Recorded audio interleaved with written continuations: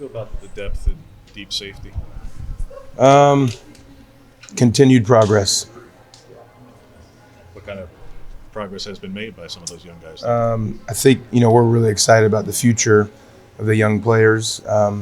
It's at times a frustrating process that I have to remind myself that some of the young men should be preparing for who to ask for their proms. And, we're trying to have them cover the deep half or man match and, accomplish what we want to a very high level. So, you always got to have check yourself and have a little more patience with the guys that haven't been here as long. But from a talent standpoint, really excited about, the young group that's came aboard here and done a hell of a job adapting to the culture and what we're asking of them.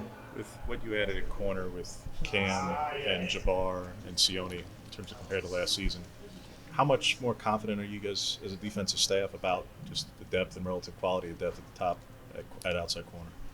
Yeah, it all starts there with talent acquisition. So now our job to develop that talent and then retain it. And we're in a much better place we were 27 months ago coming here. So that was our goal, to each room really, and that's not going to happen overnight. So, started assembling that more to what Coach Lanning and myself is used to from a standard standpoint up front, and then build this thing, in layers, and think that we've certainly take some huge strides towards that direction of, establishing some depth, really at every position. Where have you guys gotten better this spring? Where's the improvement been this spring from practice 1 to 13? Yeah, I think I hope everywhere. That's the goal. So, we dove in deep on our self scout and really try to recognize who we have, so we can attack spring ball with who we can be, not necessarily who we want to be. So again, it starts with assessment of the personnel, and then adapting that to the wrinkles that we've experimented with, from a professional development standpoint, postseason of where we could get better. So, I hope the answer is everywhere. One of the young guys in the mix at safety for you, Tosh, is Aaron Flowers. What have you seen from him as he makes this transition to college ball here in the spring? Yeah, he's a gifted athlete. What I love about Aaron is he loves ball. So, he's a guy that's I always challenge him to make new mistakes, and so he's a guy that's going to come back with a sense of urgency to fix what he might have messed up the walk before, the practice before. Gifted athlete, has got all the things that we knew going in from a point A to point B, elite stride, his vertical jump capability, ball skills, everything's there. So it's our job to channel all that in the right direction, and that's what we're trying to do with him. What do you want to see Saturday, and how will you evaluate success? I would say it's a successful day if we get 10 turnovers and score on defense 3 times. You have 3 redshirt freshmen on the interior there. So just for guys who didn't play as much last year for obvious reasons, but what if Johnny or Mikhail or Terrence, what have they seen here in this spring to put themselves in a better position? Yeah, it's been awesome, man, to see the front. By volume, I believe we had our top 4 defensive tackles all leave by volume of reps. So major vacancy there. We only brought aboard 1 portal individual. So young, really talented group. Again, we got to recognize that there's going to be some growing pains at times there. But excited about, the future and the continuing development of these guys. What have you seen from Amari Washington and just his development at that position? Yeah, Amari Washington, from a physical standpoint, measurement standpoint, fully capable of being an NFL player.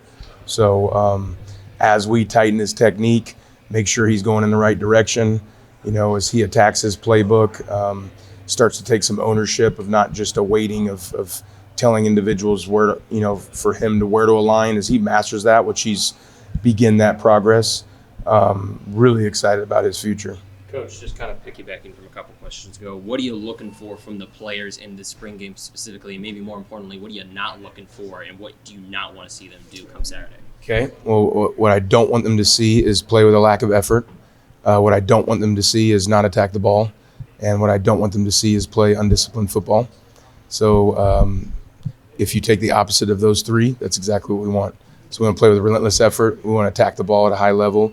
And I want to see those guys playing for each other. You know, that's what I think we've, I would like to say, holistic from a whole spring standpoint. You know, these guys have done that, you know, and have played with each other, played with a lot of passion. I'm really excited to be a part of this group. So when you get to wake up and go to work and you're going into a building from a coaching staff and a player's standpoint where you have a bunch of like mindsets, you know, that makes work really, really fun. So that's what I'm excited. I'm excited about the culture of this defense. And, you know, we've got plenty to improve on.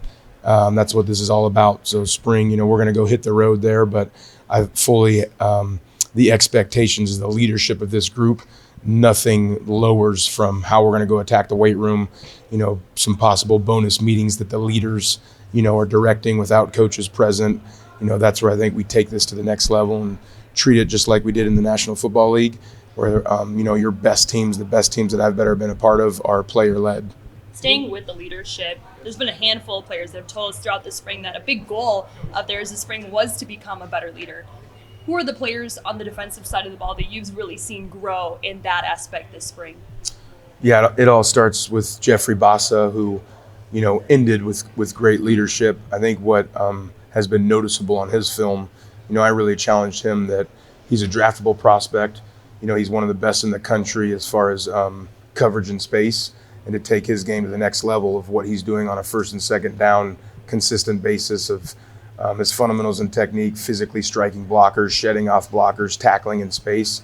That's exactly his improvement plan this spring, and he's answered that on a consistent basis. So, you know, he's going to see his stock dramatically rise in the National Football League if he continues that trend. So what I love about that is he's been a vocal guy, but now on a consistent basis, it's easy to watch his film, and he's leading by example.